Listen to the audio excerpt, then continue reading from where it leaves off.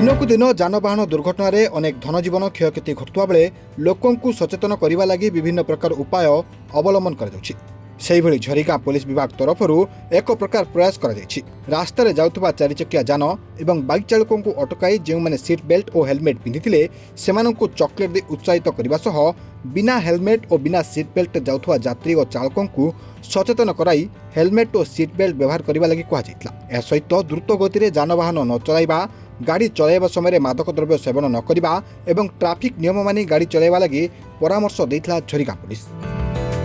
मो चंदाहांडी ब्लॉक रो भदेव बागमुन्ना मो तो नवरंगपुर जाइतिली ऑफिस काम एडी पुलिस भाई माने चेकिंग करछन्ती हेलमेट पिंधवा लोक को चॉकलेट भी बांटुछन्ती। बहुत बहुत धन्यवाद देवी झरिगाँ पुलिस प्रशासन को चॉकलेट देइछन्ती आर समस्त को कहउछन्ती नाइ हेलमेट पिंधो डीएल रखो आ गाड़ी जार साइड रे से चला निजर भाई बहुत सचेतन करछन्ती।